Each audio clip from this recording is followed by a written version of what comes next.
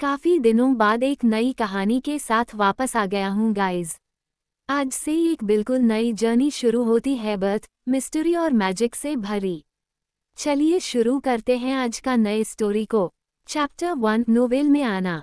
Jaipur city में आधी रात को एक शानदार रोशनी से जगमगाते रिजॉर्ट के अंदर कुछ युवा लड़के लड़कियां पूल पार्टी मना रहे थे।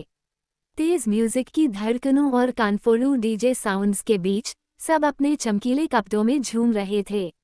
महंगी शैंपेन की बोतलें खुल रही थीं और उनके चारों ओर हंसी, शराब और बनावट भरी मुस्कानें तैर रही थीं। छपाक, किसी ने गौर भी नहीं किया कि एक पतली सी लड़की फिसलकर पानी में गिर गई है।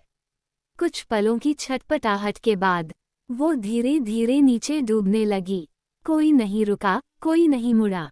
थोड़ी देर बाद किसी ने अचानक चिल्लाया, अरे, कोई डूब रहा है, जल्दी करो, किसी को बुलाओ। वो शायद अव्या है, अव्या शर्मा। अव्या का पेट अजीब तरह से फूलने लगा था और उसे लगा जैसे उसके सिर के अंदर कुछ फटने वाला है। हे भगवान, अव्या, आंखें खोलो प्लीज, कुछ बोलो न, मुझे मत डराओ। किसी ने उसके कंधे पकड़कर जोर से हिलाया। उनकी घबराई हुई आवाजें उसके सिर में गूंजने लगी, जिससे उसका सिर दर्द से फटने लगा। खांसी, खांसी। अव्या ने मुंह से पानी उगला और धीरे धीरे उसकी चेतना लौटी। जब सबने देखा कि वो अभी भी जिंदा है, कुछ लोगों ने चैन की सांस ली, तो कुछ के चेहरों पर चिढ़ नजर आई, जैसे ये बच जाना भी उनके लिए मुसीबत बन गया हो। अव्या की कनपटियों में सुई चुभने जैसा दर्द था। दर्द इतना गहरा कि उसकी आंखों से अपने आप आंसू बह निकले। उसके रोते चेहरे को देखकर उसके पास बैठा एक लड़का बोला, लो फिर शुरू हो गई। हर बार रोती ही रहती है, जैसे दुनिया की सारी परेशानियां इसी के हिस्से आई हों। उसी वक्त उसके बगल में बैठी अन्वी शर्मा की आंखें भी भर आईं। वो बोली, तुम ऐसा कैसे कह सकते हो? अव्या मेरी छोटी बहन है। उसके आंसू देखकर सबको उसके लिए थोड़ा अफसोस हुआ, मगर वही लड़का ताना मारते हुए बोला, बहन जैसी बात करती हो, लेकिन क्या उसने कभी तुम्हें बड़ी बहन माना? नहीं न, वरना वो उस लड़के को क्यों छीनती जिससे तुम प्यार करती हो? अगर ये सब कुछ उसके पिछले जन्म में हुआ होता, तो अव्या बिना सोचे समझे उसे एक जोरदार थप्पड़ मार देती। लेकिन अब वो बस चुप रही। वो यादों और सच्चाइयों के भंवर में उलझी थी। ठंडी हवा उसके गीले कपड़ों से आर पार हो रही थी। पतझड़ का मौसम था, पानी से निकलने के बाद उसकी देह कांप रही थी। उसके गीले काले बाल गालों से चिपके हुए थे और उसके ठंडे, गहरे भाव किसी अनजाने तूफान की आहट दे रहे थे। अव्या शर्मा की मौत उसके पिछले जन्म में हो चुकी थी, अपने 19वें जन्मदिन की रात, जब उसका दिल अचानक रुक गया था। पर अब वो फिर जिंदा थी। शीर का दर्द बता रहा था कि यह कोई सपना नहीं, सच्चाई थी। और सबसे हैरान करने वाली बात, वो अब किसी किताब के अंदर थी। हाँ, उसी बेवकूफ़ी भरे उपन्यास में, जिसे उसने कभी कॉलेज के दिनों में पढ़ा था। उस कहानी में एक किरदार था जिसका नाम भी अव्या ही था, एक डरपोक, आत्मसम्मानहीन लड़की, जो अपनी बड़ी बहन की परछाई में जीती रही। माँ बाप भी उससे ऐसे पेश आते जैसे वो बोझ हो। जब उसकी सगाई टूट गई और उसका मंगेतर उसी की बहन का हो गया, तो उसने विरोध किया, लेकिन उसके परिवार ने ही उसे घर से निकाल दिया। वो सर्दी की रात अकेली मर गई, किसी को परवाह तक नहीं थी।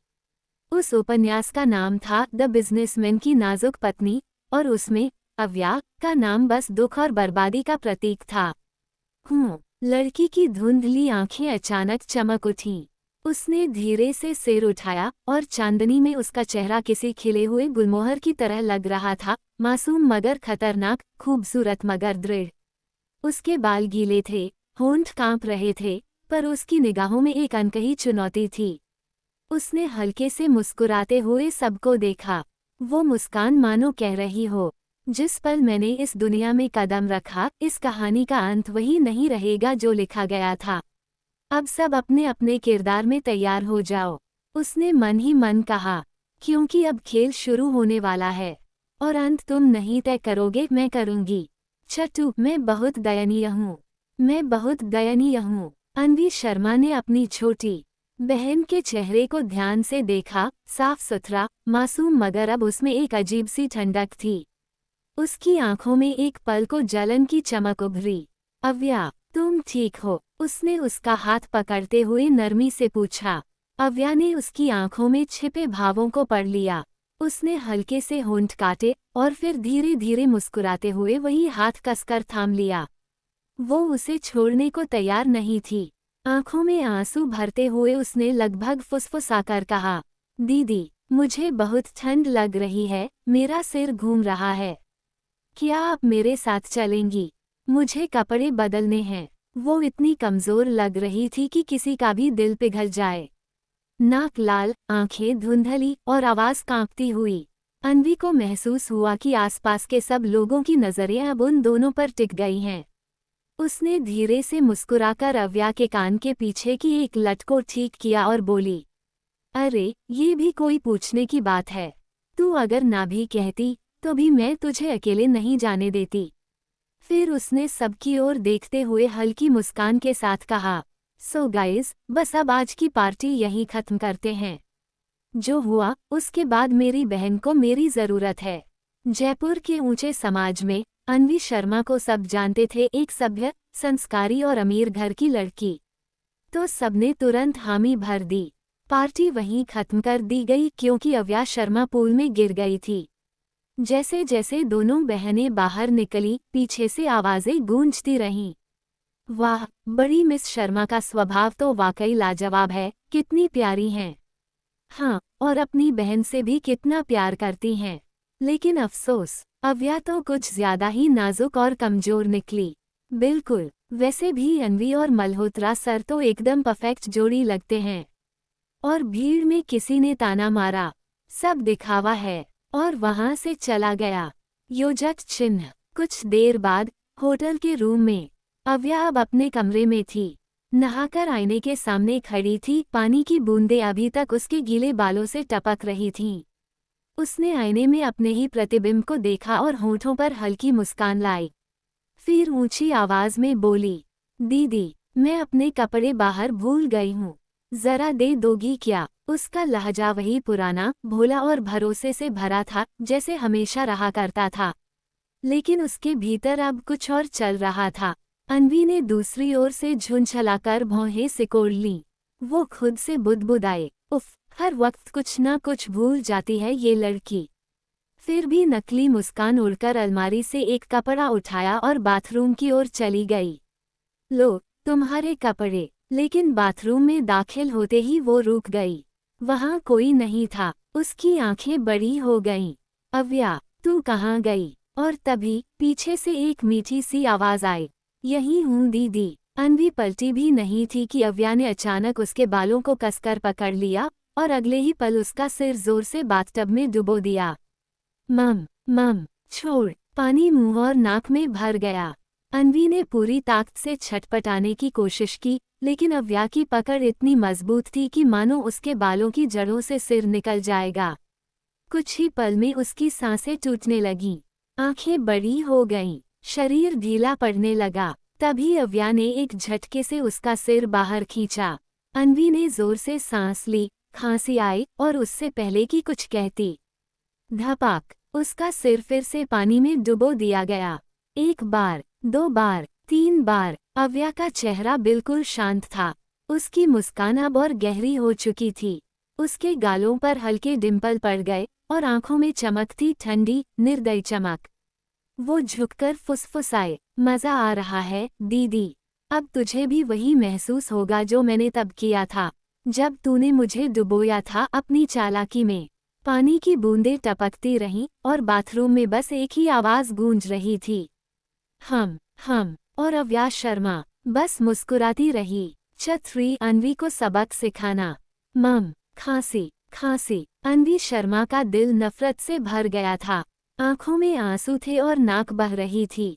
उसने बहुत कोशिश की खुद को संभालने की, लेकिन आखिरकार उसने अपना सिर ऊपर उठाया और अपनी छोटी बहन अव्या की आंखों में देखा, जो अब बिल्कुल बदल चुकी थी। अव्या, तू, क्या मजा नहीं आया दीदी?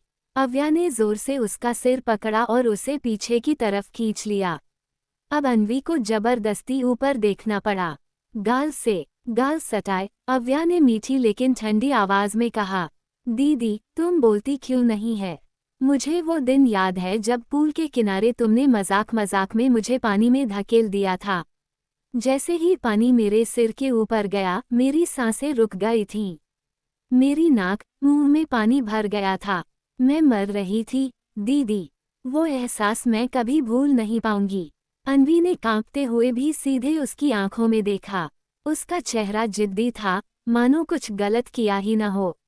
वो सोच रही थी वो तो बस मजाक था, और फिर ये तो जिंदा है न। अव्या तू पागल हो गई है क्या? अन्वी ने अचानक पलटवार किया और उसका हाथ झटककर उसके चेहरे पर मारने की कोशिश की। पर अगली ही सेकंड ठाई थप्पड़ की आवाज गूंज उठी। कमरा एक पल के लिए सन हो गया। अव्या ने अपनी हथेली को देखा जैसे उस पर धूल लगी हो। फिर झुककर मुस्कुराए और अन्वी के गाल पर हल्के से थपथपाया। इसे रिटर्न गिफ्ट समझो दीदी। याद रखना तेरे सिर पर अब एक कर्ज है, मेरी जिंदगी का। वो जिंदगी जो किसी के मजाक में पानी में डूब गई थी, अब उसकी कीमत वो खुद चुकवाएगी। अन्वी की आंखों में आग जल रही थी। वो हांफते हुए बस उसे घूरती रह गई। मैं गलत नहीं हूँ, ये सब खत्म नहीं हुआ अव्या, अभी तो शुरुआत है। योजक चिन्ह। अव्या बाथरूम से बाहर निकली, चेहरे पर वही ठंडी मुस्कान थी। लेकिन जैसे ही दरवाजा बंद किया उसकी शक्ल एकदम बदल गई। उफ़, उसने दर्द से दांत भींच लिए, इतना जोर का थप्पड़ मारा कि हाथ जल गया। उसने अपनी उंगलियां झटकते हुए आंखें चौड़ी कर लीं। हथेली लाल हो चुकी थी और जलन इतनी तेज कि आंखों में आंसू आ गए। आह, बहुत दर्द हो रहा है, नहीं सहा जा रहा, धिक्कार है। उसने फूंक मारकर हाथ ठंडा करने की कोशिश की। बचपन से ही उसे दर्द ज्यादा महसूस होता था, जरा सी चोट भी उसके लिए बहुत बड़ी बन जाती थी।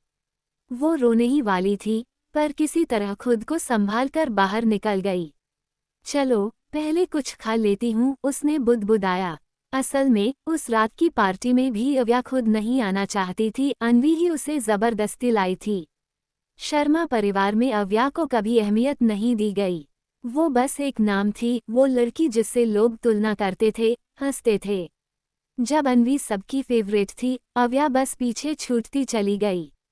वो इतनी डरी सहमी थी कि पार्टी में मिठाई की टेबल के पास जाकर भी कुछ खाने की हिम्मत नहीं करती थी। लेकिन अब की अव्या वैसी नहीं थी। अब अगर भूख लगे तो वो पूरे होटल की रसोई खाली कर सकती थी। कपड़े बदलकर वो कमरे से बाहर आई। याददाश्त के मुताबिक ये जयपुर के पास एक पहाड़ी रिजॉर्ट था, बहुत ही आलीशान। खाना, बार, स्विमिंग पूल, म्यूजिक, सब कुछ एक ही जगह। कहते हैं शहर के अमीर लोग वीकेंड मनाने यहाँ आते हैं। वो गलियारे से निकलकर बाहर की ओर चली। रात का चांद आसमान में दिख रहा था और चारों तरफ हल्की सुनहरी रोशनी थी।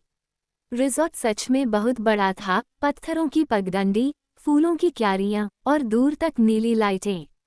वो चलते चलते रेस्टोरेंट से दूर निकल गई, ध्यान ही नहीं रहा। अब वो एक साइड के हिस्से में पहुंच गई थी, जहां रोशनी कम थी, पेड़ ज्यादा थे और सन्नाटा था। वो इधर उधर देखने लगी, और तभी धप, उसका सिर किसी सख्त चीज से टकराया। दरअसल वो किसी आदमी के सीने से जा टकराई थी। उसके मजबूत शरीर से टकराकर उसका सिर दर्द से चकरा गया। वो पीछे लड़खड़ाई और जमीन पर धड़ाम से गिर पड़ी। आह, उसकी आंखों से आंसू छलक पड़े और उसकी चीख निकल गई। ममम, फूट फूट कर रोने लगी जैसे कोई छोटी बच्ची हो। अव्या किससे टकराई जानने के लिए सुनते रहिए। च4 मुझे उकसाओ मत, मैं उग्र हूँ। अध्याय 4 मुझे उकसाओ मत, मैं उग्र हूँ। दरअसल अव्या का रोने का कोई इरादा नहीं था, लेकिन जो हुआ उससे उसे सचमुच बहुत दर्द हुआ था। ऐसा नहीं था कि वह अपनी प्रतिक्रिया को रोक सकती थी, सिर्फ इसलिए कि वह चाहती थी। आरव मल्होत्रा ने भौहें सिकोड़ लीं। वह जमीन पर गिरी उस लड़की को देख रहा था, जो दर्द से तड़प रही थी, सिर पकड़े रो रही थी। और फिर भी ऐसा लग रहा था जैसे गलती उसी की नहीं, बल्कि किसी ने उसके साथ अन्याय कर दिया हो। वह सोच में पड़ गया। ये लड़की खुद टकराई और अब रो भी रही है। उसकी सिसकियों से आरव का सिर दर्द करने लगा। उसने अपने होंठ थोड़े खोले और एक तरफ खड़े अपने अंगरक्षक राघव पटेल की ओर देखा। धीरे लेकिन ठंडे स्वर में बोला, राघव, इसे बाहर निकालो। उसकी आवाज मुलायम थी, पर उसमें एक अजीब ठंडापन और अधिकार था। जी सर। राघव आगे बढ़ा। अव्या ने तुरंत रोना बंद कर दिया। उसने सिर उठाया, आंखें लाल थीं, चेहरा आंसुओं से भीगा हुआ, लेकिन उसकी नज़र में जिद थी। आरव जाने को मुड़ा, पर तभी उसने महसूस किया कि किसी ने उसके कुर्ते के किनारे को कसकर पकड़ लिया है। उसने नीचे देखा, वो वही लड़की थी, जमीन पर छोटी सी गोल सी सिमटी हुई, चेहरे पर आंसुओं के निशान, लाल नाक और भीगी पलकों के साथ। वो ऊपर उसकी ओर देख रही थी। उसकी आंखें गहरी, बड़ी और चमकदार थीं, बिल्कुल वैसे जैसे बारिश के बाद हरे अंगूरों पर उसकी बूंदें ठहरी होती हैं। छोड़ो। आरव की आवाज़ ठंडी थी। नहीं। अव्या ने जिद से सिर हिलाया। उसकी नाक से सिसकियां निकल रही थीं। तुमने मुझे चोट पहुंचाई है, माफ़ी मांगो। राघव की सांसें थम गईं। वो अंदर ही अंदर बुदबुदाया, हे भगवान, ये लड़की किस मिट्टी की बनी है? कौन है जो आरव मल्होत्रा से इस तरह बात करने की हिम्मत रखता है? आरव, जो किसी को नज़र तक नहीं उठाने देता, उससे माफ़ी मांगने को कह रही है। आरव ने उसकी तरफ देखा, फिर उसकी नज़र अव्या के माथे पर पड़ी, जहाँ हल्की सी लाली और सूजन थी। उसकी भौहें हल्की सी उठीं। क्या ये लड़की सच में इतनी नाजुक है? राघव वहीं खड़ा था। उसे लग रहा था कि अब बस एक सेकंड में आरव का गुस्सा फट पड़ेगा और ये लड़की हवा में उड़ जाएगी। पर आरव शांत था, वो बस उसे ध्यान से देख रहा था। अव्या सिसकते हुए बोली, अगर तुम माफ़ी नहीं मांगोगे तो मैं तुम्हें जाने नहीं दूंगी। वाक्य बीच में रुक गया क्योंकि वो फिर से हिचकियों में फंस गई। राघव की हंसी छूट गई, पर वो पल में जम गई, क्योंकि आरव की ठंडी नज़रें उस पर जा पड़ीं। राघव के शरीर में झुरझुरी दौड़ गई। माफ़ करना सर, मैं अभी निकाल देता हूँ इसको। वह आगे बढ़ा, अव्या का हाथ पकड़ने को ही था कि अचानक सब कुछ उलट गया। उसके होश उड़ गए और अगले ही पल वह जमीन पर धड़ाम से गिरा। ये क्या? राघव ने आंखें मलते हुए खुद से कहा, क्या मैंने किसी भूत को छू लिया? अव्या खड़ी हो गई थी। उसकी आंखें अब भी आंसुओं से भीगी थीं, पर उनमें डर की जगह जिद थी।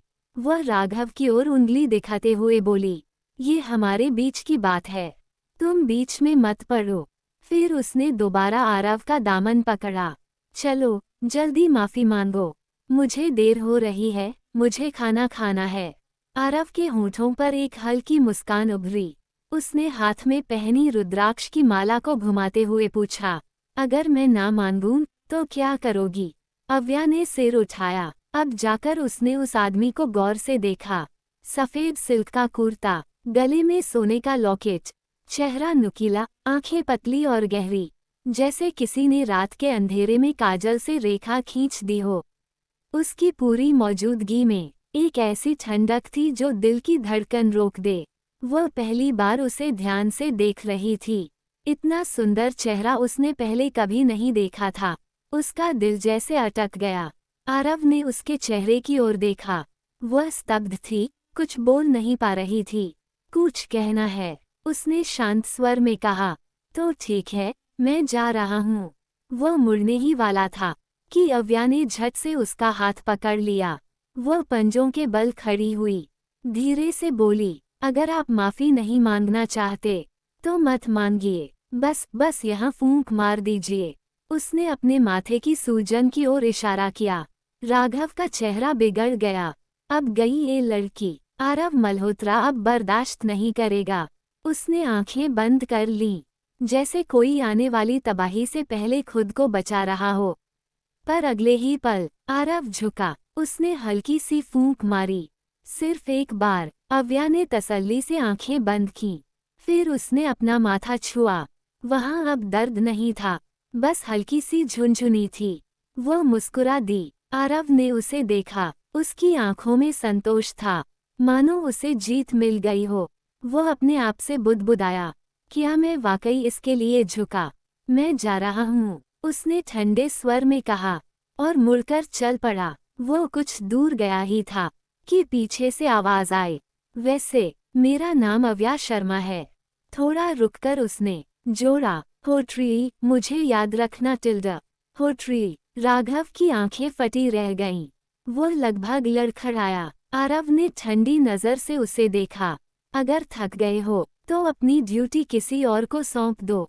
नहीं सर, राघव ने सिर झुकाया, पर मन ही मन सोचता रहा, मास्टर आरव के सामने ऐसी नटखट लड़की पहली बार देखी है। दोनों ऊपर की ओर बढ़ गए। आरव के चेहरे पर कोई भाव नहीं था, पर उसकी चाल में एक अजीब सी रुकावट थी। नीचे अव्या अब भी वहीं थी। वह एक रास्ते पर चल रही थी, फिर दूसरा मोड़ लेती, फिर तीसरा। हर बार सोचती कि अब सही दिशा मिल गई, पर कुछ देर बाद वह फिर उसी जगह लौट आती। राघव ने नीचे झांका और सिर पकड़ लिया। सर, वो लड़की क्या कर रही है? क्या उसे रास्ता ही नहीं मिल रहा? आरव ने ऊपर देखते हुए कहा, उसे बाहर का रास्ता दिखाओ। राघव झट से बोला, जी सर। वह जाने ही वाला था कि पीछे से आरव की आवाज फिर आई, रुको, उसे बाहर नहीं, रेस्टोरेंट तक पहुंचा दो। राघव चौंका। रेस्टोरेंट? आरव ने हल्की सी मुस्कान दबाई। जिस तरह वो यहाँ भटकते भटकते आई है, मुझे शक है कि बाहर पहुँचते ही वो फिर लौट आएगी और कल तक भूख ही रहेगी। जी, समझ गया सर। राघव ने सिर झुकाया, पर उसके मन में तूफान चल रहा था। आरव मल्होत्रा और दयालु, वो भी किसी लड़की के लिए। दुनिया का अंत आ गया क्या? च5 मैं तुम्हारी आंटी बनना चाहती हूँ। मैं तुम्हारी आंटी बनना चाहती हूँ। आरव मल्होत्रा का धैर्य आज राघव को हैरान कर गया था। वह लड़की जिसने उससे टकराकर उसके सामने नाटक किया था, उससे माफी मांगने की जिद की थी, और फिर भी उसने गुस्सा नहीं किया, बल्कि अब तो उसने राघव को ये तक कह दिया कि वो उसे रेस्टोरेंट तक छोड़ आए।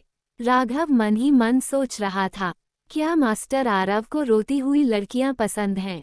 कौन सोच सकता था कि आरव मल्होत्रा जैसा ठंडा और अकड़ू इंसान किसी नाजुक सी लड़की के लिए इतना नर्म पड़ जाएगा। राघव सीढ़ियों से नीचे उतरा, जहां अव्या अब भी उसी जगह भटक रही थी, जैसे गोल गोल घूमने का अभ्यास कर रही हो। मिस अव्या, उसने मुस्कुराकर कहा, मास्टर ने कहा है आपको मैं रेस्टोरेंट तक छोड़ दूं। बताइए, आपको इंडियन खाना चाहिए या चाइनीज? वाह, अव्या की आंखें चमक उठीं। होटरी ने तुम्हें आने को कहा। मुझे इंडियन खाना चाहिए। उसने सिर उठाकर ऊपर की मंजिल की ओर देखा, जहां उसे धुंधले में एक आकृति दिखाई दी, जो शायद वही था जिसे वह होटरी कह रही थी। वह मुस्कुराई और हाथ हिलाया। अगली बार मिलते हैं, होटरी। राघव कुछ पल के लिए हैरान रह गया। वह आगे बढ़ते हुए बोला, मिस अव्या, आप मास्टर को होटरी क्यों कहती हैं? अव्या ने मासूमियत से पलटकर पूछा, और तुम उन्हें मास्टर क्यों कहते हो? राघव ने कंधे उचका दिए। क्योंकि वो हमारे मालिक हैं, सर हैं।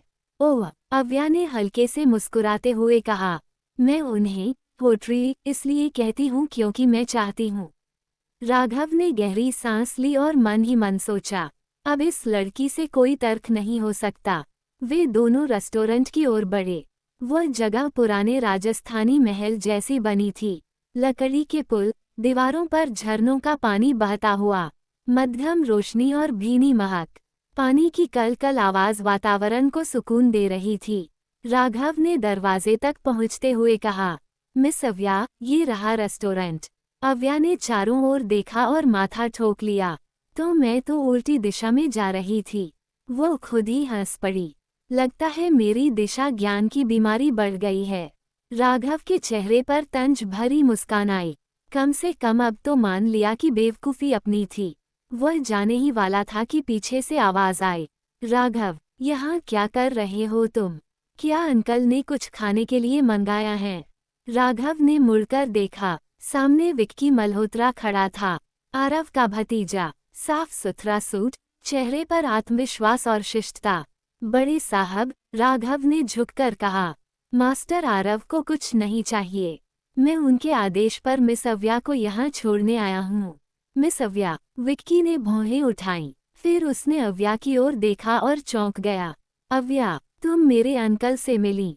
अव्या ने चमकती आंखों से मुस्कुराए, पर उसकी दिलचस्पी विक्की में नहीं थी। वह राघव की ओर मुड़ी। तो होटरी का सरनेम मल्होत्रा है। राघव ने विक्की के उलझे चेहरे की ओर देखा और जवाब देने से इनकार कर दिया। मिस अव्या, मेरा काम पूरा हुआ।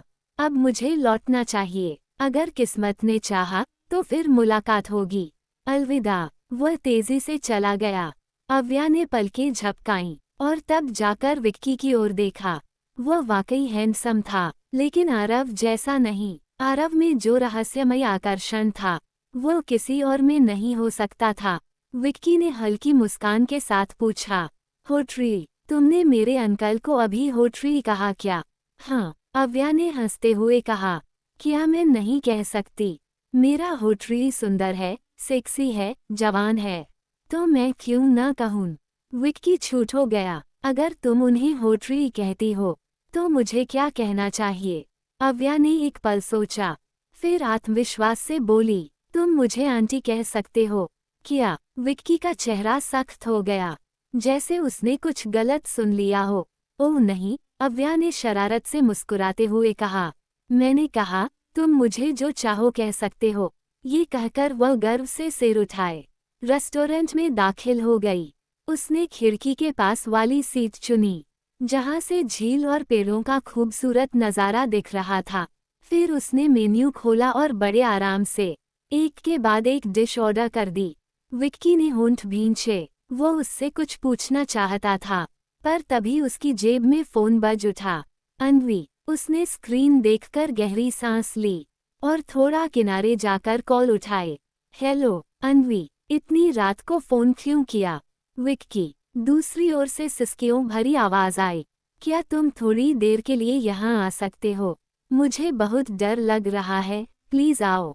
विक्की चौंक गया। अनवी शर्मा, वही लड़की जो हमेशा सभ्य, शांत और परिपक्व दिखती थी, आज रो रही थी। क्या हुआ अनवी? उसने चिंता से पूछा। वो अव्या, वो तो पागल हो गई है। उसने मुझे मारने की कोशिश की थी। अनवी की आवाज कांप रही थी। विक्की ने बिना कुछ और पूछे कहा, ठीक है, मैं अभी आता हूँ। वह तुरंत रेस्टोरेंट से निकला और तेजी से रिजॉर्ट के कमरों की ओर बढ़ गया।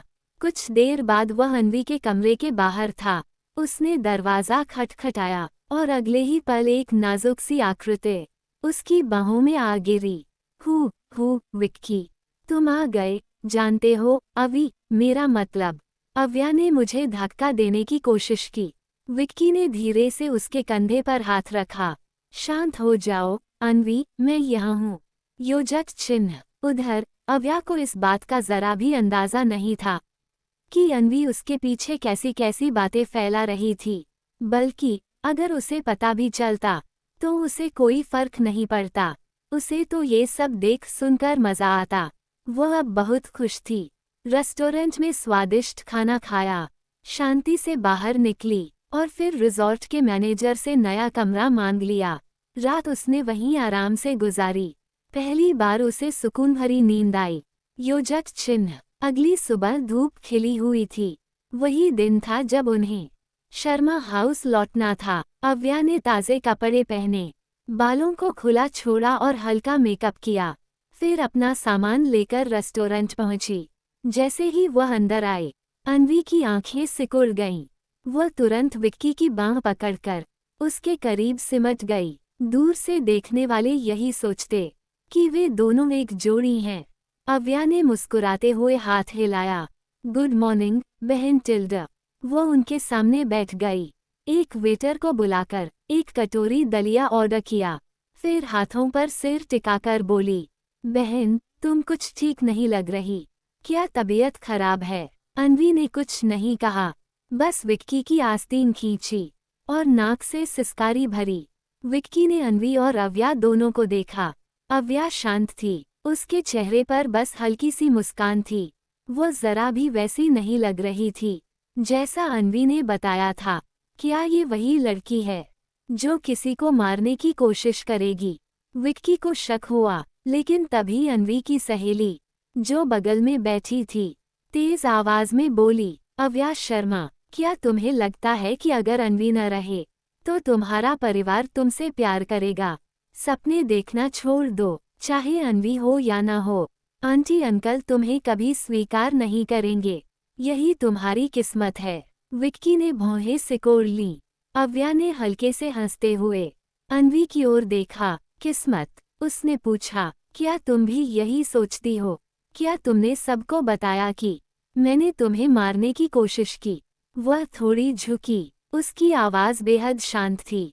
अगर मैं कहूं कि कल रात मैं पूल में इसलिए गिरी क्योंकि तुमने मुझे धक्का दिया, तो कैसा लगेगा? अव्या, तुम मेरे बारे में ऐसा कैसे सोच सकती हो? अनवी घबराकर बीच में बोल पड़ी।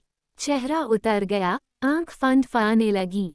च6 मुझे छोटे बच्चे पसंद नहीं है। योजक चिन्ह, मुझे छोटे बच्चे पसंद नहीं है। आव्या की आंखें गहरी, शांत और साफ थीं। उनमें देखने वाला कोई भी व्यक्ति एक पल के लिए ठहर जाता, जैसे उसकी आंखों की गहराई में कोई अज्ञात खिंचाव हो, एक ऐसा खिंचाव जिससे निकल पाना मुश्किल था। वो एक पल के लिए मुस्कुराए और बोली, अगर आप कर सकते हैं तो मैं क्यों नहीं कर सकती? अनवी का चेहरा सख्त था। उसने मास्क पहन रखा था, लेकिन उसकी उंगलियों की कांपती हुई हलचल बता रही थी कि अंदर से वो कितना अस्थिर महसूस कर रही है। विक्की की निगाहें उन दोनों पर जमी थीं, एक तरफ शांत लेकिन अजीब सी दृढ़ता से भरी आव्या और दूसरी तरफ बेचैन, घबराई अनवी। उसके मन में शक गहराता जा रहा था।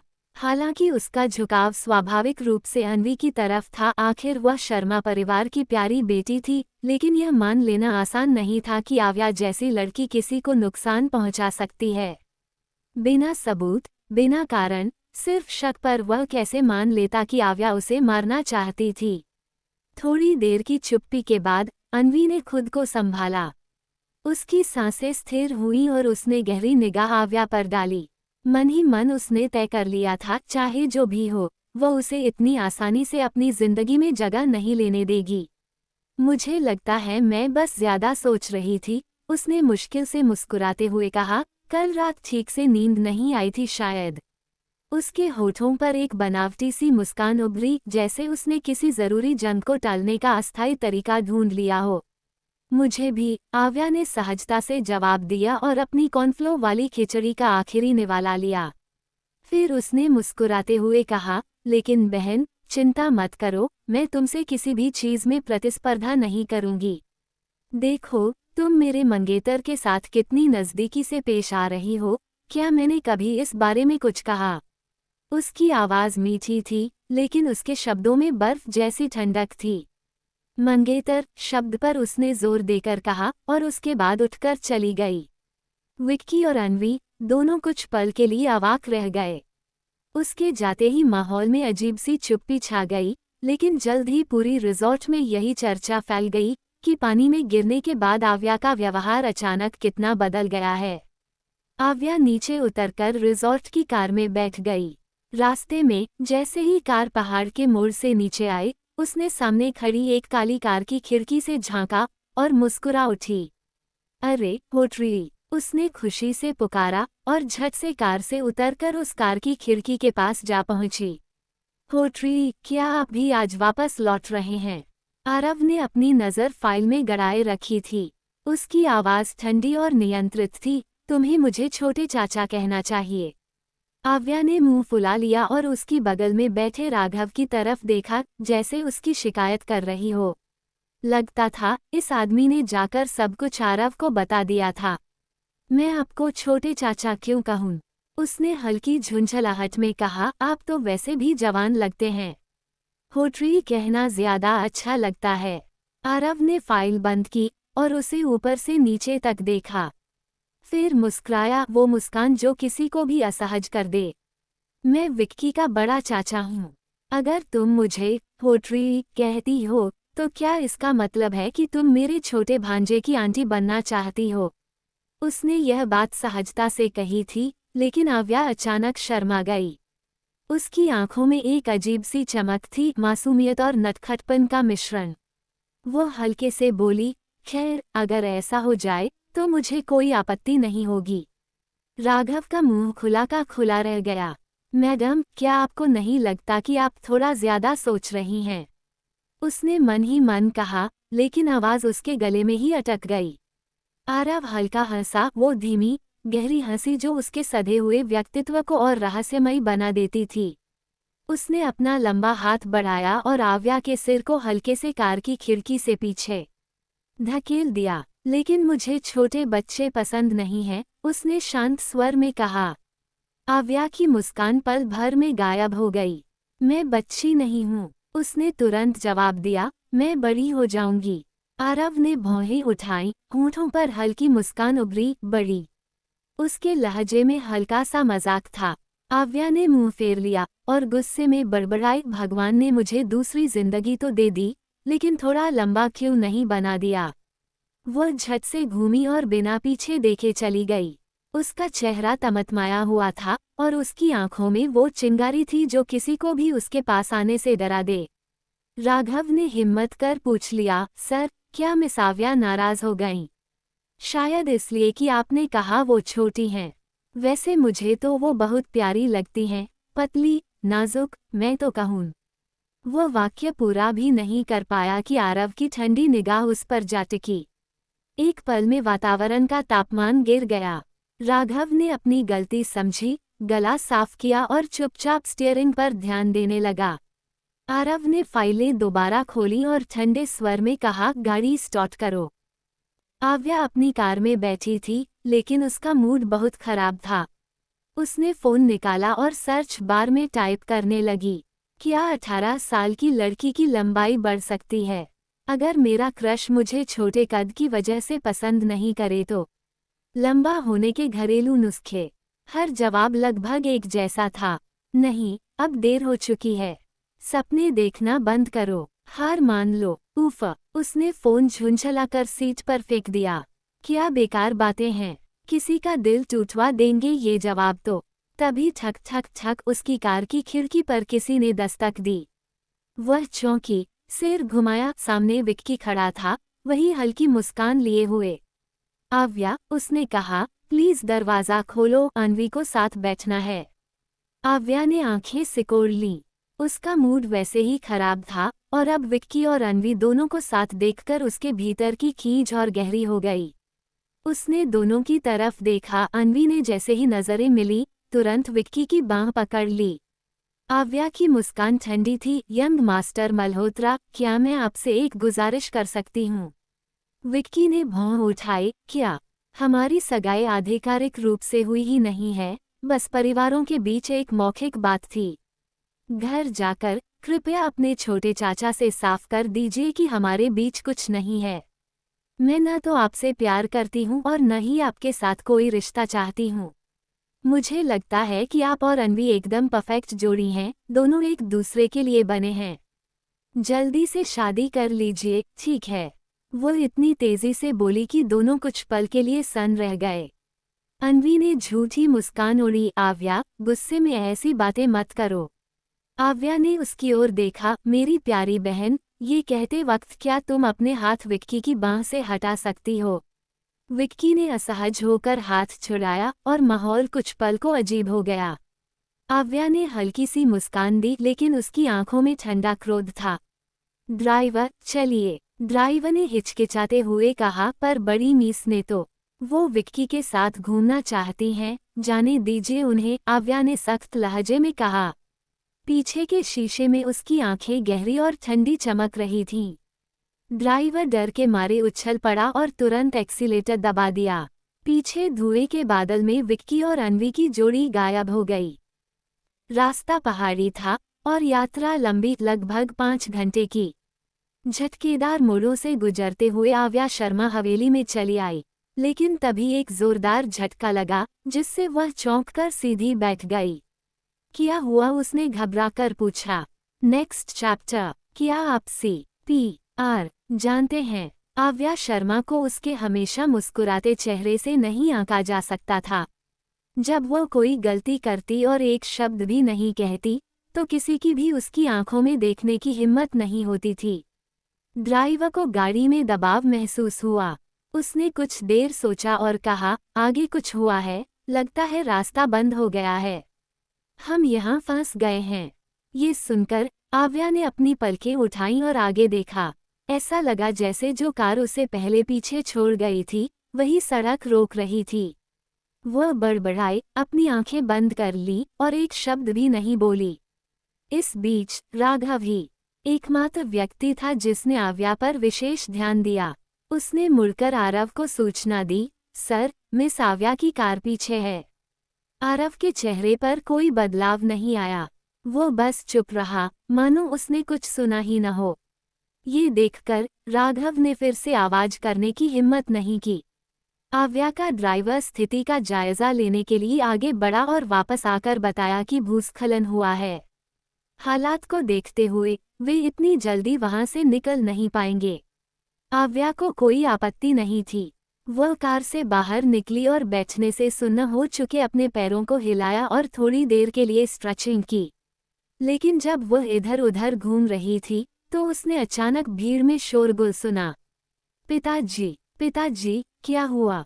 आपकी दवा कहाँ है? हे भगवान, डॉक्टर, क्या कोई डॉक्टर है? आव्या ने अपनी भौहें सिकोड़ी और धीरे धीरे आगे बढ़ी। वह भीड़ के पीछे खड़ी होकर इत्मीनान से देख रही थी। उसने मौत की प्रक्रिया का स्पष्ट अनुभव किया था, इसलिए उसे डर नहीं लग रहा था। उसी समय एक बूढ़ा सफेद बालों वाला आदमी जमीन पर पड़ा था, बैंगनी नीले होठों वाला, तेजी से सांसें लेता हुआ। आव्या उस आदमी की नब्ज देखे बिना ही बता सकती थी कि उसे दिल का दौरा पड़ रहा है। उसे पहले भी ऐसा अनुभव हो चुका था। पिछले जन्म में उसके दादा का परिवार एक सदी से भी ज्यादा समय से आयुर्वेद में पारंगत था। उस समय अपनी खराब सेहत के कारण वह ज्यादा दौड़ भाग नहीं कर पाती थी। इसलिए उसने चुपचाप बैठकर अपने दादा के सभी हुनर सीखे। हालांकि उसका कुछ भी करने का कोई इरादा नहीं था, तभी अचानक एक 30-40 साल का आदमी उदास होकर रोता हुआ उस बूढ़े की ओर दौड़ा। आव्या ने उस पल के बारे में सोचा जब उसने अपने पिछले जन्म में सांस लेना बंद कर दिया था। उसके पिता, माँ और भाई कितने सदमे में रहे होंगे। उसने झुंझलाहट में अपनी भौहें सिकोड़ ली और उदास स्वर में कहा, अगर आप उसे इसी तरह घेरे रखेंगे तो वह और जल्दी मर जाएगा। ये सुनकर भीड़ ने तुरंत जवाब दिया, ओह युवती, आप क्या कह रही हैं? मुझे पता है ना? तुम उसे ऐसे कैसे शाप दे सकती हो? अधेड़ उम्र के उस आदमी को इस हंगामे की परवाह करने का जरा भी वक्त नहीं था। उसे बस इतना पता था कि भूस्खलन हो रहा है और कोई एम्बुलेंस नहीं आ सकती। अगर हेलीकॉप्टर भी आ जाए तो समय पर नहीं पहुंच पाएगा। उसका चेहरा आंसुओं से भरा हुआ था और उसने सुखद आश्चर्य से पूछा, क्या आप CPR जानते हैं? वो मदद के लिए इतना बेताब था कि उसने आव्या के रूप और उम्र पर भी ध्यान नहीं दिया। ओह, एक बच्चे को क्या पता होगा? सावधान रहो, कहीं वो उसे मार न दे। मुझे नहीं लगता कि वह ऐसा कर पाएगी। आजकल के युवाओं को दिखावा करना बहुत पसंद है। एक शब्द इधर, एक वाक्य उधर। भीड़ इतनी शोरगुल कर रही थी कि मानो बाजार हो। अधेड़ उम्र का आदमी इसे बर्दाश्त नहीं कर सका और चिल्लाया, चुप रहो। अगर तुम मेरे पिता को ठीक कर सकते हो तो मैं तुम्हारे सामने चाहो तो तुम्हारे आगे झुक सकता हूँ, लेकिन अगर नहीं कर सकते तो चुप रहो। राघव चौंक गया। उसने देखा कि आव्या उस बूढ़े आदमी के पास झुकी हुई थी और उसने अपना सिर घुमाया। सर, मिस आव्या वाकई बहादुर हैं। बूढ़ा आदमी साफ साफ ऐसा लग रहा था जैसे उसका अंत हो चुका है। आगे बढ़कर क्या वह अपने लिए मुसीबत मोल नहीं ले रही थी? विक्की ने भी ध्यान दिया। उसने अपना सिर हिलाया और कहा, आव्या को ज्यादा ध्यान नहीं देना चाहिए। उसने उस अधेड़ उम्र के आदमी को पहचान लिया। अगर उसने उसके पिता को ठीक नहीं किया तो यह मामला अच्छा नहीं होगा। जब अन्वी शर्मा को पता चला कि क्या हो रहा है तो वह जोर से हंसी। उसने कार का दरवाज़ा धक्का देकर खोला, बाहर निकली और बोली, उसे दवाइयों के बारे में क्या पता, बस जिद्दी हो रही है। मुझे उसे मना लेने दो।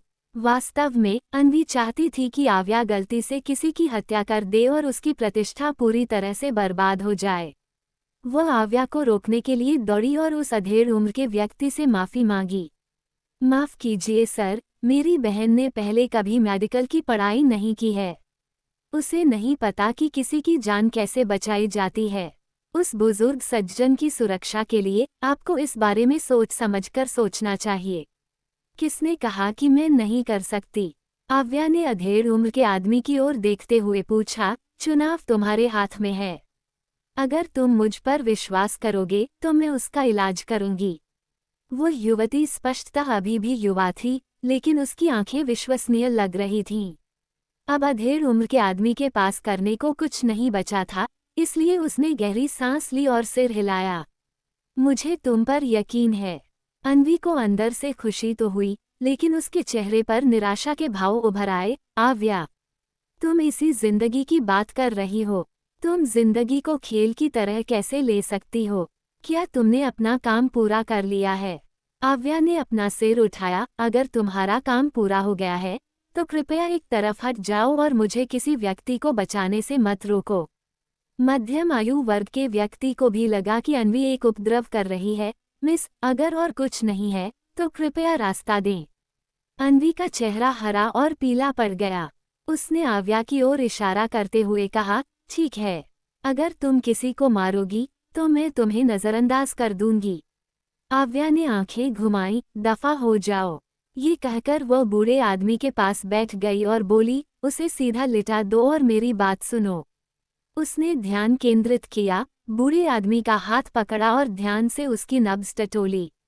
साथ ही उसने बूढ़े आदमी के हृदय से जुड़े एक्यूपंक्चर बिंदुओं को ढूंढा और उन पर धीरे से दबाव डाला।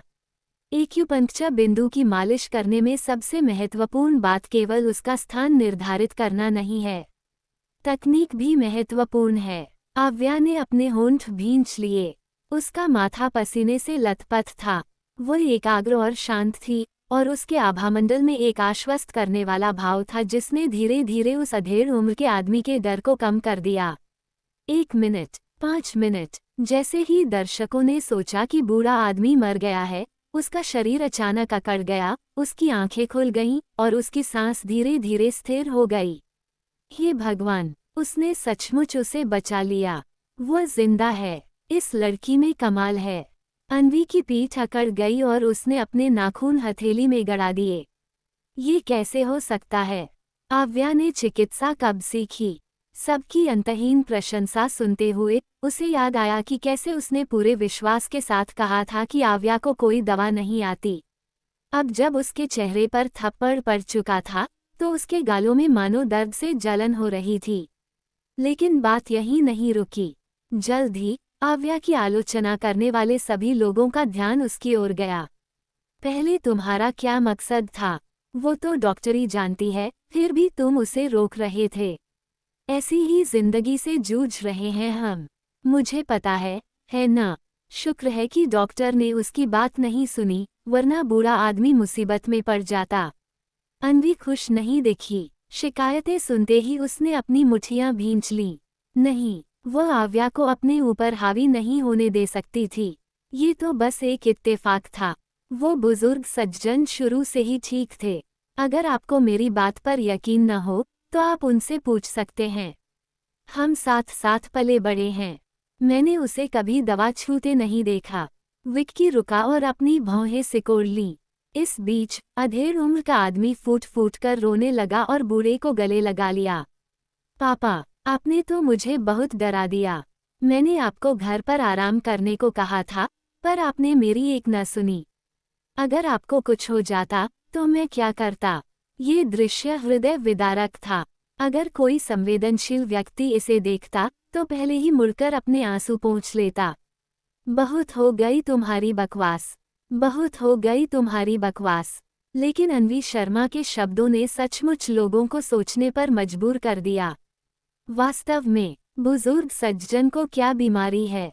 क्या ये सिर्फ डरावनी लगती है, पर असल में कुछ नहीं है? ये तो उसकी बहन ने भी कहा होगा। ये सच ही होगा। ओह, इसका मतलब वो ध्यान खींचने के लिए किसी बुजुर्ग का इस्तेमाल कर रही थी। जल्दी से देखो, कोई इसकी तस्वीरें ले लो।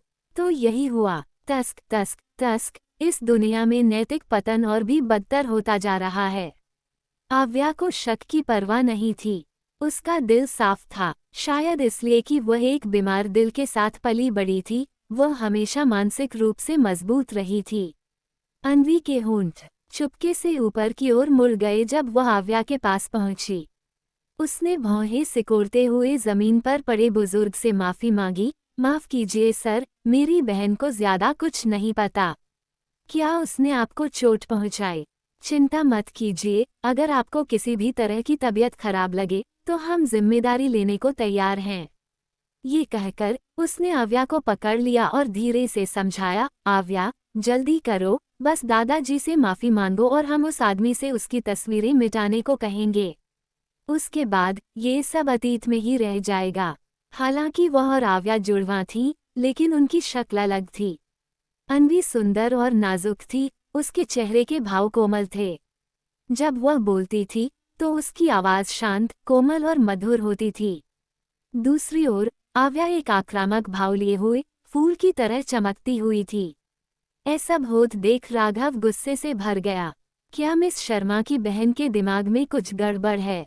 मैं बहुत गुस्से में हूँ, उसने दुखी होकर कहा। इससे पहले कि वह बोलना समाप्त करता, उसने अपना सिर घुमाया और उसकी आंखें लगभग बाहर निकल आईं। सर, आप कहाँ जा रहे हैं?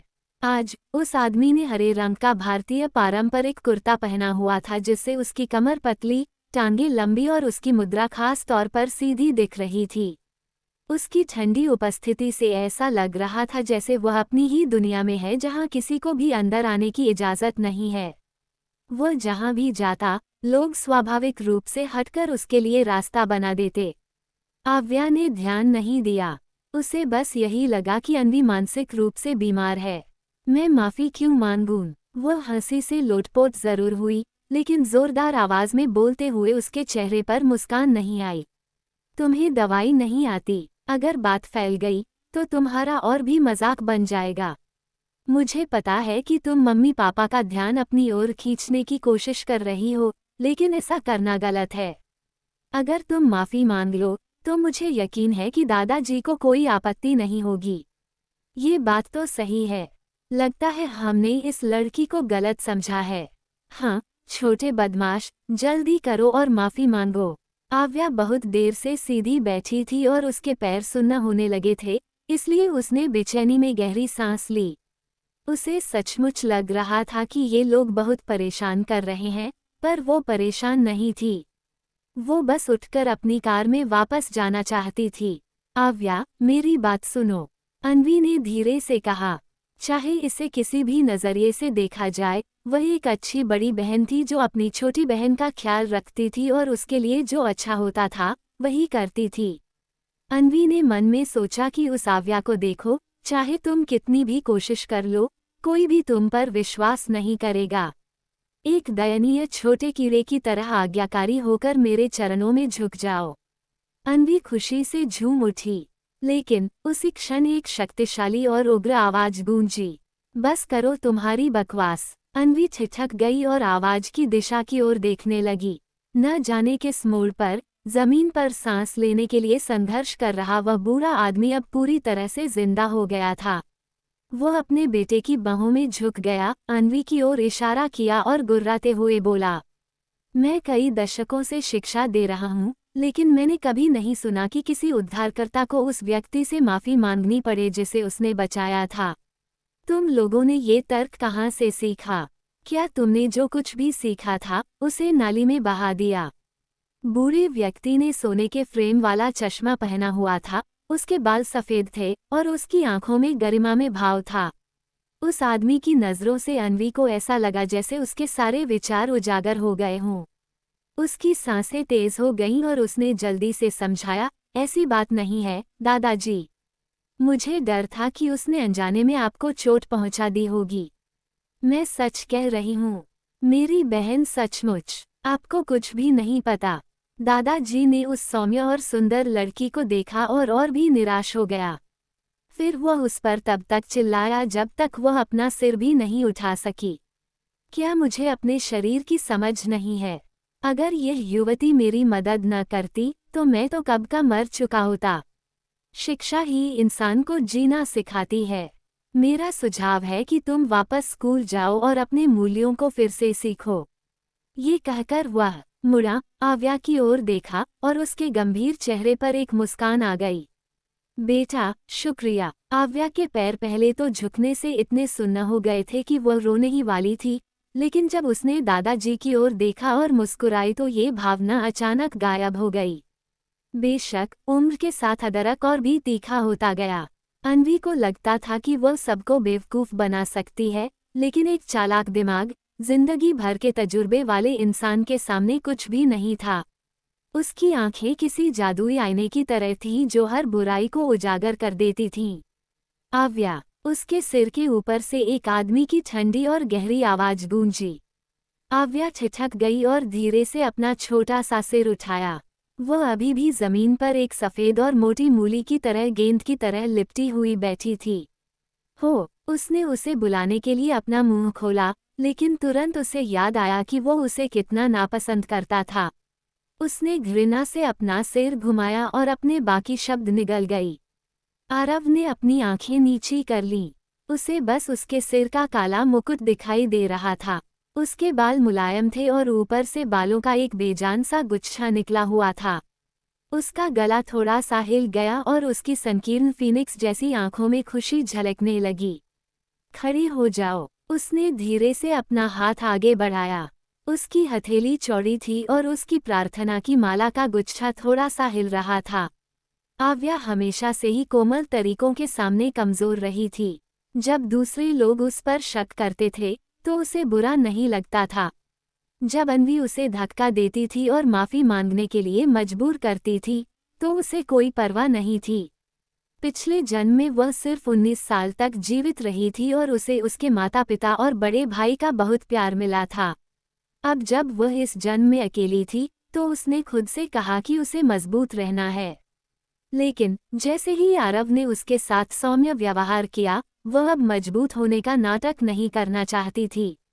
उसने अपने होंठ फुला लिए और उसकी आंखें लाल हो गईं और उसने कमजोर आवाज में कहा, मेरे पैर सुन्न हो गए हैं। वो खड़ी नहीं हो सकी। आरव ने अपनी भौहें थोड़ी सी सिकुड़ी और उसे ऐसा महसूस हुआ जैसे किसी चीज ने उसके दिल पर दस्तक दी हो। जब अन्वी ने ये शब्द सुने तो वह जल्दी से आव्या को उठाने के लिए आगे बढ़ी, लेकिन जैसे ही उसने हाथ बढ़ाया किसी ने उसे रोक लिया। उस आदमी की त्वचा गोरी थी और उसके शरीर पर पारंपरिक कुर्ता उसे प्रतिष्ठित और शांत दिखा रहा था। तभी उसने ऊपर देखा और अन्वी के रोंगटे खड़े हो गए। उसके पैरों से लेकर सिर तक ठंडक फैल गई, इतनी ठंड कि उसके जोड़ चरमराने लगे। आव्या ने सूंघकर आज्ञाकारी ढंग से आरव को अपना हाथ दे दिया। आदमी की बड़ी हथेली के अंदर लड़की का हाथ मुलायम और हड्डी विहीन लग रहा था। वह छोटा और नाजुक था और आदमी के हाथ से बिल्कुल मेल खा रहा था। आरव ने थोड़ा बल लगाया और आव्या को ऊपर खींच लिया। हुआ, आव्या की नाजुक भौहें तुरंत सिकुड़ गईं। रोते हुए उसने अपना सिर आरव की बाहों में छिपा लिया और उसके वस्त्र को कसकर पकड़ लिया। उसके पैर कांप रहे थे। बहुत दर्द हो रहा है। मैं अब और बर्दाश्त नहीं कर सकती। मेरे पैर सुन्न हो गए हैं। संभवतः अधिकांश लोगों ने बहुत देर तक झुके रहने और रक्त प्रवाह में बाधा के कारण तंत्रिकाओं के दब जाने की भावना का अनुभव किया होगा, जिसके कारण उनके पैर काफी समय तक सुन्न और असहज हो जाते हैं। आव्या की आवाज कांप रही थी। उसके पैर इतने कांप रहे थे कि वह आरव के सहारे टिकी हुई थी, बिल्कुल भी सीधी खड़ी नहीं हो पा रही थी। जैसे ही उसने ताकत लगाई, उसका पूरा पैर सुन्न हो गया, मानो उसे बिजली का झटका लगा हो। Next chapter. पोट्री, मेरा पैर सुन्न है। पोट्री, मेरा पैर सुन्न है। अन्वी चुपचाप खड़ी थी। यह उसके लिए अभिनय करने का सबसे अच्छा मौका था, लेकिन आरव की ठंडी निगाहों ने उसे भीतर तक डरा दिया था। उसकी उंगलियां कांप रही थीं, फिर भी उसने अपनी ड्रेस का किनारा कसकर पकड़ा हुआ था। विकी अन्वी के पास आया और आव्या को देखा जो इस समय आरव की बाहों में थी। विकी की भौहें इतनी जोर से सिकुड़ी कि उनके बीच अगर कोई बाल भी रखता तो दब जाता। उसे अपने भीतर एक अजीब बेचैनी महसूस हुई, जैसे कोई अनजानी आग उसके सीने में जल उठी हो। उसने धीमी लेकिन सख्त आवाज में कहा, अव्या, मेरे छोटे चाचा से थोड़ी दूरी बनाए रखो। विकी के लिए उसके छोटे चाचा सिर्फ रिश्ते के बड़े नहीं थे, वे मल्होत्रा परिवार के असली वारिस थे। एक ऐसे इंसान जिन्हें वह भगवान की तरह पूजती थी। जैसे ही अव्या ने विक्की की गहरी आवाज सुनी, उसने अपनी नन्ही सी गर्दन उठाई और थोड़ी रूखी आवाज में बोली, नहीं, मैं मना करती हूँ। कहते कहते ही उसने अपनी पतली बाहें फैलाकर आरव की कमर के चारों ओर लपेट दी। सभी लोग स्तब्ध रह गए। तो क्या हुआ अगर विकी उसका मंगेतर था? सिर्फ सगाई हुई थी, शादी तो नहीं। वो भी घर के बड़ों की जिद पर एक औपचारिक समझौता, जिसे वह कभी दिल से स्वीकार नहीं करती थी। और सच्चाई ये थी कि विकी का चरित्र भी निर्दोष नहीं था। वो अन्वी जैसी औरत के साथ जुड़ा था, एक चालाक, लालची और दिखावटी लड़की।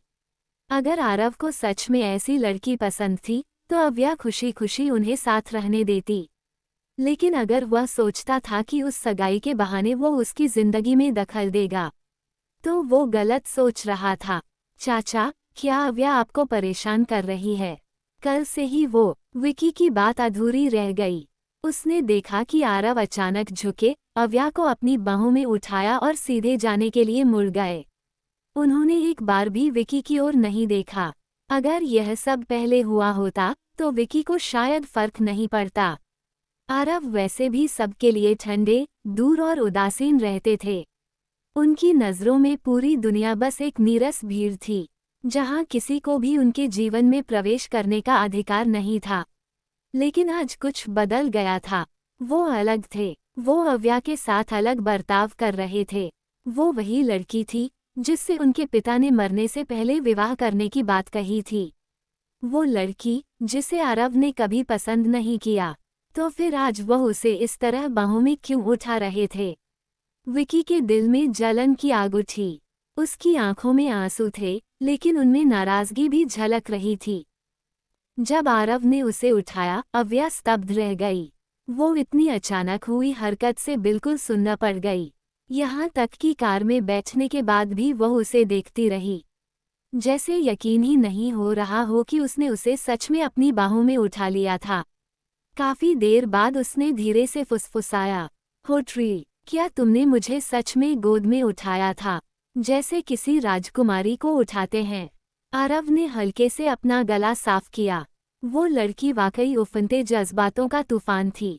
उसका हर शब्द, हर हरकत किसी बच्चे जैसी मासूम और सीधी थी। अव्या, छोड़ो मुझे। उनकी आवाज़ धीमी लेकिन गहरी थी, एक सख्त आदेश की तरह। उन्होंने अपने व्यवहार के बारे में कोई सफाई नहीं दी। उन्हें उसकी ज़रूरत भी नहीं लगी। बोलने के बाद कार में कुछ पल के लिए सन्नाटा छा गया। आरव की फीनिक्स जैसी पतली आंखें नीचे झुकी और सामने उसे अव्या की चमकती आंखें दिखाई दी। सूरज की किरणें उन पर पड़ रही थीं। वो इतनी चमकदार लग रही थी कि आरव ने एक पल के लिए सांस रोक ली। अव्या ने अपनी ठुड्डी अपनी हथेलियों पर टिकाई, उसके लाल होंठ हल्के से ऊपर उठे और उसने प्यारी सी मुस्कान दी। वो बिल्कुल भी नाराज नहीं थी। आरव ने नजरें दूसरी ओर फेर लीं। वो अपने दस्तावेज खोलते हुए बोले, अब तुम्हारा पैर सुन्न नहीं हो रहा। अव्या को तुरंत समझ आ गया कि वो क्या कहने वाले हैं। उसने तुरंत चेहरा सिकोड़ लिया और प्यार से बड़बड़ाई, हो रहा है होट्री, अभी भी सुन्न है, बहुत दर्द हो रहा है। उसने उनकी शर्ट का किनारा पकड़ लिया और हल्के से झटका, अभी भी असहज है। ओह, बहुत असहज। आरव ने फाइल से सिर उठाए बिना कहा, तो अस्पताल चलो, अगर ज्यादा दिक्कत है तो पैर काटना पड़ेगा। अव्या एकदम ठिठक गई। उसके चेहरे का रंग उड़ गया। काटना पड़ेगा। उसने नीचे अपने पैर को देखा और मन ही मन सोचने लगी, अगर सच में पैर काट दिया गया तो क्या मैं आधी रह जाऊंगी? जब वो अपनी कल्पना में खोई थी, तभी उसने सुना कि आरव ने राघव से कहा, उसके लिए हेलीकॉप्टर बुलाओ, उसे तुरंत अस्पताल ले चलो। अव्या का चेहरा सफेद पड़ गया। नहीं, नहीं होट्री। उसने तुरंत उनका हाथ पकड़ा और घबराए आवाज में बोली, अब मेरा पैर सुन्न नहीं है। देखो, बिल्कुल ठीक है। आरव ने हल्की मुस्कान दबाते हुए पन्ना पलटा। ठीक है, तो अब अपनी गाड़ी में वापस जाओ। राघव ने रियरव्यू मिरर में ये दृश्य देखा और मन ही मन सोचा, सर आप तो बहुत खतरनाक निकले। अव्या ने सूंघते हुए हल्का चेहरा फुलाया, फिर राघव की ओर देखा, उसे घूरा और छोटी सी मुट्ठी से हल्का मुक्का मारा। राघव ने दर्द से मुंह बनाया। ओफो, तो फिर अलविदा हो ट्री, अव्या ने प्यारे से लहजे में कहा और कार से बाहर उतर गई। आरव ने सिर हिलाया। राघव की आंखें नम हो गईं। उसने सोचा, कितनी मासूम लड़की है और कितना डरावना बॉस। अव्या कार से बाहर निकली ही थी कि सामने से वही दादाजी उसे मिल गए। वे मुस्कुराते हुए बोले, बेटी मेरी जान बचाने के लिए शुक्रिया। तुम्हारा नाम क्या है? क्या तुम जयपुर सिटी से हो? अव्या ने सिर हिलाया। जी हाँ, मेरा नाम अव्या शर्मा है। उनके साथ खड़े मध्यम आयु वर्ग के व्यक्ति ने आदर से कहा। पिताजी, हमें इनका ठीक से धन्यवाद करना चाहिए। दादाजी ने हल्के से मुस्कुराते हुए अपनी जेब से एक पुराना फाउंटेन पेन निकाला। बेटी, यह मेरे लिए बहुत कीमती है। मैं इसे तुम्हें दे रहा हूँ। अगर कभी किसी मदद की ज़रूरत हो तो जीनियस प्राइमरी स्कूल में मुझे ढूंढ लेना। अव्या की आंखें चमक उठीं। वो झुककर बोली, धन्यवाद, पर यह ज़रूरी नहीं है सर। कोई भी आपकी मदद करता, मैंने तो बस अपना फ़र्ज़ निभाया है। बुजुर्ग ने मुस्कुराकर कहा, तुम सच में बहुत अलग हो बेटी। तुम्हारी बड़ी बहन जैसी नहीं। वो रुके, सिर हिलाया और कुछ नहीं कहा। अव्या ने हंसते हुए पेन को अपने बैग में रख लिया। उसे वह बुजुर्ग बहुत प्यारे लगे। वहीं पीछे अन्वी शर्मा खड़ी थी, उसका चेहरा फीका पड़ गया। बुजुर्ग के शब्द उसके कानों में गूंज रहे थे। उसे लगा जैसे जमीन उसके पैरों के नीचे से खिसक गई हो। उसने विकी की ओर देखा, आंखों में आंसू भरते हुए बोली, विकी। विकी ने गहरी सांस ली और उसे शांत किया। रो मत, मुझे पता है तुम्हारा इरादा गलत नहीं था। चलो घर चलते हैं। अन्वी की आंखें नम हो गईं। वो बोली, विकी, मुझ पर भरोसा करने के लिए धन्यवाद। उसकी आवाज में इतनी कोमलता थी कि विकी का दिल एक पल के लिए पिघल गया। उसने उसके बालों पर हाथ फेरा और कहा, चलो अब आराम करो। लेकिन अन्वी के चेहरे पर एक अजीब मुस्कान उभरी। उसने धीरे से कहा, विकी, मुझे लगता है अव्या मुझे गलत समझ रही है। अगर मैं उससे बात ना करूं तो मन में बोझ रहेगा। तुम कार में जाओ, मैं अभी आती हूँ। विकी ने उसकी उदासी देखकर सिर हिलाया। उसे क्या पता कि अन्वी के मन में कुछ और ही चल रहा था। एक भूत जो आपकी जान लेने पर तुला है। एक भूत जो आपकी जान लेने पर तुला है। आव्या। अन्वी ने आव्या का पीछा किया और उसे वापस बुलाया। क्या तुम मुझे क्यों बुला रही हो अन्वी? आव्या ने फाउंटेन पेन को अपनी उंगलियों के बीच घुमाया और सिर झुकाकर मासूमियत से पलकें झपकाते हुए पूछा, तुम अभी भी एक्टिंग कर रही हो? अन्वी ने अपने गुस्से को शांत करते हुए पूछा, तुम्हें मेडिकल का ज्ञान कैसे है? तुम्हें किसने सिखाया? उसने पहले ही आव्या के ऊपर से लोगों का सारा ध्यान चुरा लिया था और उसे कुचल दिया था। फिर भी वह उसके सामने एक हंसी की पात्र क्यों बन गई? ऐसा लग रहा था जैसे उसने आव्या को नीचा दिखाने का पूरा प्रयास नहीं किया था। जैसे ही आव्या ने अन्वी की शत्रुतापूर्ण आंखों में देखा, आव्या की मुस्कान और बढ़ गई। अगर मैं आपसे कहूं कि मैं मेडिकल नॉलेज के साथ पैदा हुई हूं, तो क्या तुम मुझ पर विश्वास करोगी? फाउंटेन पेन उसकी उंगलियों के इर्द गिर्द इतनी तेजी से घूम रहा था कि मानो चिंगारियां निकल रही हों। उसकी उंगलियां जैद जैसी पतली और गोरी थीं। क्या? अन्वी गुस्से में हंसी। तुम कौन हो? अन्वी को लगा कि आव्या बहुत बदल गई थी। पहले वह इतनी भोली थी कि हर चाल में फंस जाती थी। अगर उसे बेचा भी जाता तो वह बेचने वाले का शुक्रिया अदा करती। वह ऐसी कैसे हो गई? अन्वी को कुछ समझ नहीं आ रहा था कि आव्या को भूख क्या है। वही सूरज की रोशनी आव्या की आंखों पर पड़ी और वे चमक उठीं। वो मुस्कुराए और अन्वी की ओर कुछ कदम चली। एक बाहरी व्यक्ति की नज़र से ऐसा लग रहा था जैसे दोनों में सुलह हो गई हो। केवल अन्वी को ही एक खतरनाक आभा का एहसास हुआ। जब आव्या उसके करीब आई तो उसके शरीर में एक ठंडक की लहर दौड़ गई। उसने आव्या की धीमी आवाज़ अपने कान के पास फुसफुसाते हुए सुनी, ओह, तुमने मुझे पकड़ लिया। मैं एक भूत हूँ। मैं एक भूत हूँ जो तुम्हारी जान लेने पर तुली हुई है। अन्वी की आंखें सिकुड़ गईं और उसने तुरंत अपना सिर उठाया और अन्वी की नज़र आव्या से जा मिली। उसके चेहरे पर एक हानिरहित भाव था, लेकिन उसकी मुस्कुराहट की गहराई उसकी आंखों में छिपी ठंडक के बराबर थी। तो बहन, क्या तुम्हें लगता है कि मुझे तुम्हें मार देना चाहिए और तुम्हारा मुंह बंद कर देना चाहिए? अंत में उसकी आवाज़ धीमी हो गई, लेकिन अन्वी के रोंगटे खड़े हो गए। उसने आव्या को तुरंत धक्का दे दिया और उसका चेहरा पीला पड़ गया। आव्या, तुम सचमुच पागल हो गई हो। अन्वी ने सोचा कि काल्पनिक भूतों और देवताओं की तुलना में वह यह मानना पसंद करती थी कि उसे पूल में धक्का मारने की सच्चाई का पता चलने से उसे सदमा लगा है। इस सदमे के बाद आव्या का व्यवहार बदल गया था। अन्वी को सोचता देख अन्वी अपनी हंसी को रोक नहीं सकी। हा हा हा। आव्या थोड़ा पीछे हटी और अपनी कार पर टिक गई और जोर की हंसी के साथ अन्वी की ओर देखा। उसकी आवाज में खुशी उसके दिल से झलक रही थी। उसने सिर हिलाया और अन्वी के चेहरे के नकाब वाले भाव की प्रशंसा की। अन्वी जो अपनी दयालु मुखौटा लगभग यहाँ पर नहीं रख पा रही थी। आव्या के होंठ ऊपर की ओर मुड़ गए और उसने धीरे से कहा, बहन, जल्दी करो और विक्की को ढूंढो। उस पर कड़ी नज़र रखना और उसे मुझे फिर से परेशान न करने देना, ठीक है? उसने अपनी चमकती आंखें झपकाईं और अपनी बहन की ओर दयालु और बातचीत वाले अंदाज में देखा। सिर्फ अन्वी ही जानती थी कि उसके व्यक्तित्व में बदलाव के बाद वो कितनी डरावनी हो गई थी। उसने सोचा कि वो जरूर पागल हो गई होगी, इसीलिए उसमें इतनी खौफनाक शैतानी झलक है। आव्या शर्मा। अन्वी शर्मा ने मुठियां भींचते हुए हर शब्द साफ साफ कहा, क्या तुम सच में मेरा विरोध करने की योजना बना रही हो? अचानक उसकी आंखों में एक जानलेवा नज़र उभर आई। इसे नज़रअंदाज करते हुए आव्या ने मासूमियत से कहा, मैं तुम्हारा विरोध नहीं कर रही। मैं तुम्हें वो दे रही हूँ जो तुम चाहती हो। अगर तुम्हें विक्की पसंद है तो उसे ले लो। उसने अपनी हथेलियां फैला दी और कंधे उचका दिए। लेकिन मैं तुम्हें बस इतना ही दे रही हूँ।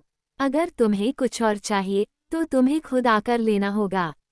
रही बात इसे लेने की तो आव्या एक पल के लिए रुकी और मीठी मुस्कान के साथ बोली, ये तुम्हारी क्षमताओं पर निर्भर करेगा टिल्डा।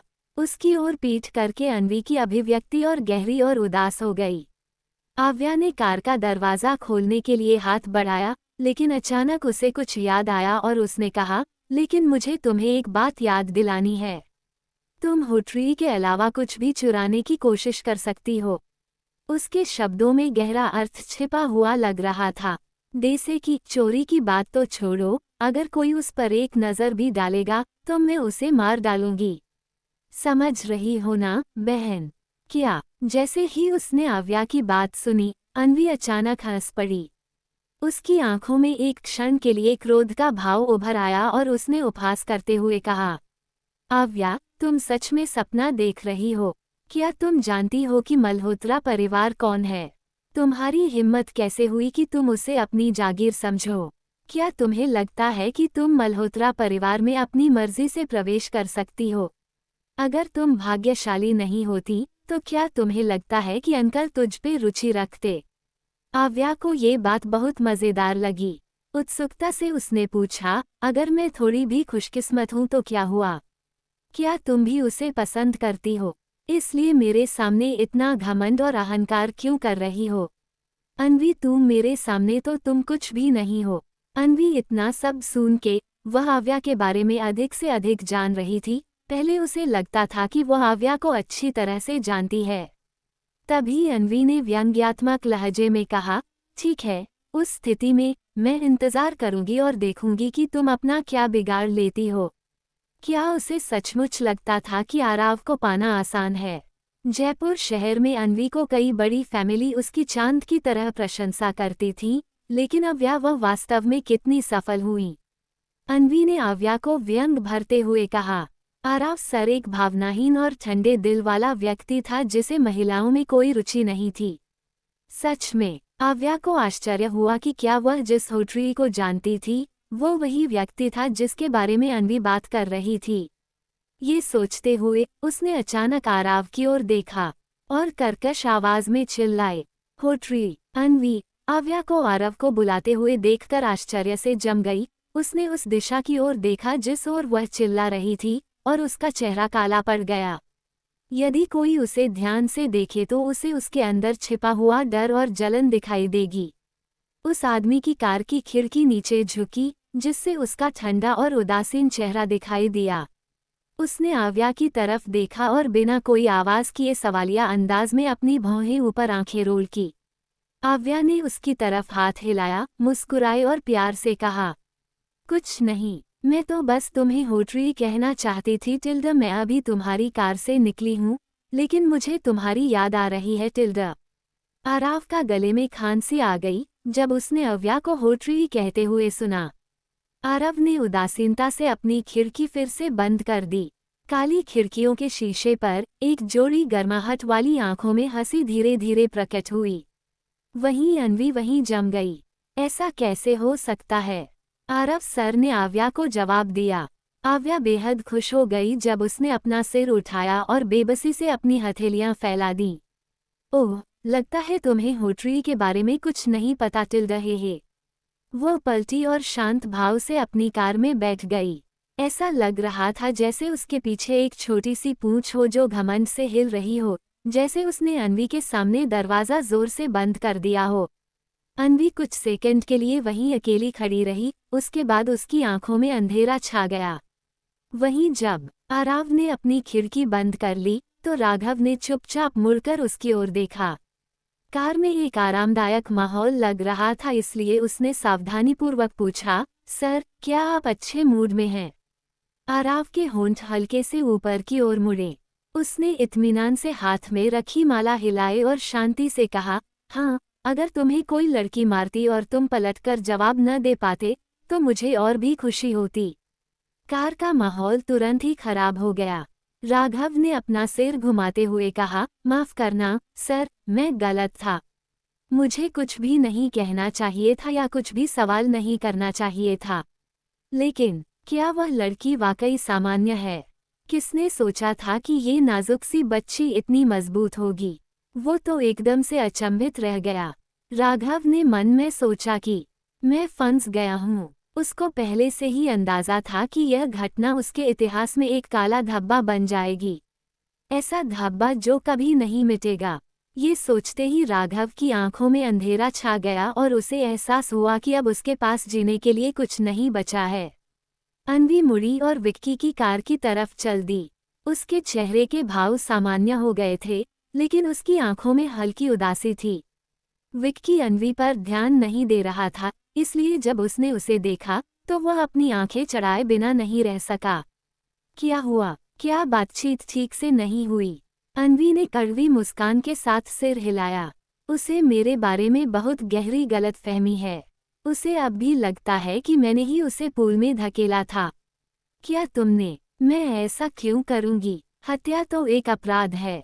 अन्वी ने आश्चर्य से अपना सिर हिलाते हुए कहा। विक्की ने अपना फोन रख दिया। जब तुमने कुछ गलत नहीं किया तो तुम उससे इतना माफी क्यों मांग रहे हो? अगर वो परेशानी खड़ी करना चाहती है तो उसे करने दो। बस उसे अनदेखा करो। थोड़ी तकलीफ सहने के बाद वो अपने आप ठीक हो जाएगी।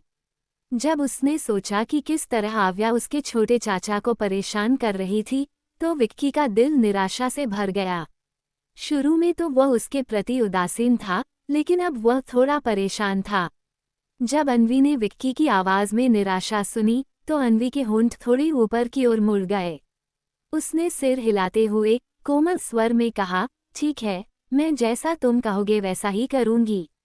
भूस्खलन से उत्पन्न अवरोध को अपेक्षाकृत जल्दी से साफ कर दिया गया। 2 घंटे बाद गाड़ियां रास्ते पर चलने की योग्य हो गईं। आव्या झपकी से जागी तो उसने देखा कि बाहर अंधेरा हो चुका था। शहर के आसमान में तारे दिखाई दे रहे थे, इसलिए चारों तरफ अंधेरा था। एक विला के द्वार दोनों ओर से खुल गए और कार अंदर चली गई। आव्या ने आंखें मलीं। जैसे ही वह सीधी बैठी, किसी ने कार का दरवाजा खोला। एक महिला, जो घर पर भी दिखावे के कपड़े पहनती थी, वह झुकी और स्नेह भरी मुस्कान के साथ बोली, अन्वी, तुम थक गई होगी, लेकिन अपनी बात पूरी करने से पहले ही उस महिला को कार के अंदर साफ दिखाई दी, लेकिन वो व्यक्ति नहीं दिखा जिसका वह इंतजार कर रही थी। उसकी मुस्कान तुरंत गायब हो गई। ये तुम क्यों हो? अन्वी कहाँ है? उसने अपनी आंखें चढ़ाकर पूछा। उसकी आवाज ठंडी थी और उसमें घृणा का भाव था। याददाश्त से आव्या को पता चला कि यह महिला वही थी जिसने उसे और अन्वी को जन्म दिया था, रीटा शर्मा। लेकिन वह खास तौर पर यह जानने को उत्सुक थी कि जब दोनों बेटियां उसके पेट से पैदा हुईं, तो वह महिला इतनी पक्षपाती क्यों थी। दरअसल आव्या उस मुकाम पर पहुंच चुकी थी जहां आव्या रीटा जी को लगभग अदृश्य ही लगती थी, और जब भी वह उसे देखती तो उससे घृणा करती। वजह क्या थी? माँ, मैं यहाँ हूँ। एक जाना पहचाना चेहरा देखकर रीटा जी ने राहत की सांस ली। कार से बाहर निकलते ही वह एक नन्ही चिड़िया की तरह रीटा की ओर दौड़ी और फुसफुसाई, माँ, मुझे आपकी बहुत याद आई टिल्डा। मुझे भी तुम्हारी बहुत याद आई। रीटा ने अपनी बेटी के सिर पर हाथ फेरते हुए अपना दिल दुखाते हुए कहा। अभी तो कुछ ही दिन हुए हैं, तुम्हारा वजन इतना कम क्यों हो गया है? नहीं तो माँ, तुमने मुझे बहुत याद किया होगा। अन्वी ने रीटा जी को टाइटली हग कर दिया। जब कोई नहीं देख रहा था तो उसने हंसी उड़ाने के साथ आव्या को देखा। देखो, जैसे कह रही हो कि हम यहाँ वापस आएंगे तो तुम्हारे लिए यहाँ कोई जगह नहीं होगी। आव्या ने उसे ठंडेपन से देखा। फिर वह शांति से कार से बाहर निकली और डिक्की से अपना सामान निकाला। वो उस चेहरे को देखकर अपनी माँ को पुकार नहीं सकती थी। उसके माता पिता तो पहले से ही थे, लेकिन वह शर्मा परिवार के दो लोग नहीं थे। इसलिए इससे उसे कोई फर्क नहीं पड़ता था कि वे उसके साथ कैसा व्यवहार करते थे। इससे वह दुखी या परेशान नहीं होती थी।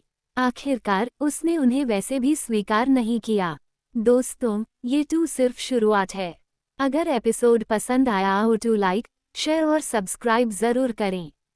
मिलते हैं अगले पार्ट में। कहानी अभी और गहरी होने वाली है।